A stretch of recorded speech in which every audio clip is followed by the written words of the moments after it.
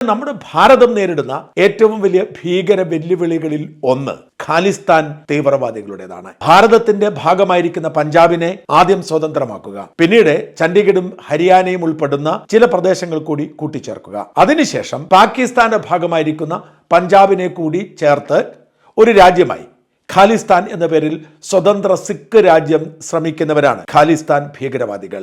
ആയുധവും ആളും ഉപയോഗിച്ച് കുറെ നഷ്ടമൊക്കെ വരുത്തിയാണ് ഭാരതം അതിനെ അടിച്ചമർത്തിയത്. വീണ്ടും ഖാലിസ്ഥാൻ ഭീകരവാദികൾ ശക്തി പ്രാപിച്ചു വരുന്നു. പ്രധാനമായും അവർ പ്രവർത്തിക്കുന്നത് തമിഴ് പുലികൾ പ്രവർത്തിച്ചതുപോലെ. ശ്രീലങ്കയിൽ പിടിച്ചു നിൽക്കാൻ കഴിയാതെ വന്നപ്പോൾ അവരിൽ പലരും ലോകത്തിന്റെ നാനാഭാഗത്തേക്ക് പ്രവാസികളായി പോയി.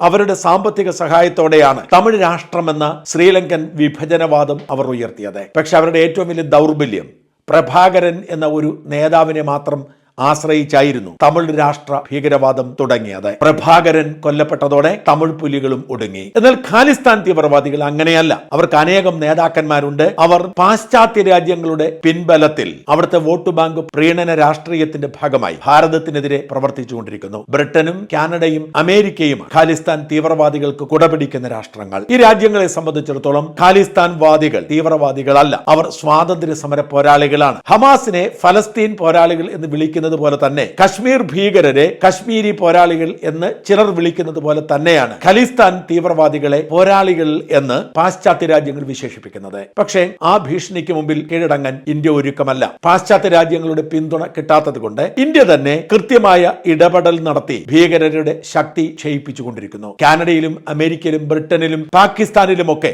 ഖാലിസ്ഥാൻ തീവ്രവാദി നേതാക്കൾ മരിച്ചു വീഴുന്നതിന് പിന്നിൽ ഇന്ത്യൻ രഹസ്യാന്വേഷണ ഏജൻസിയുടെ പങ്കുണ്ട് എന്ന് പാശ്ചാത്യ രാജ്യങ്ങൾ തന്നെയാണ് ആരോപിക്കുന്നത്. ഈ ആരോപണത്തിന്റെ പേരിൽ ഇന്ത്യയും കാനഡയും തമ്മിലുള്ള ബന്ധം വഷളായിരുന്നു. പൊടുന്നനെയാണ് അമേരിക്കയിൽ തെരഞ്ഞെടുപ്പ് നടക്കുന്നതും അധികാരമാറ്റം സംഭവിക്കുന്നതും. അമേരിക്കൻ പ്രസിഡന്റ് ട്രംപ് ഏത് തരത്തിലുള്ള ഭീകരവാദത്തിനും എതിരാണ്. അതുകൊണ്ട് തന്നെ ഖാലിസ്ഥാൻ തീവ്രവാദികളെ അടിച്ചമർത്തുന്ന കാര്യത്തിൽ ഇന്ത്യയോട് ചേർന്ന് നിൽക്കുന്നു.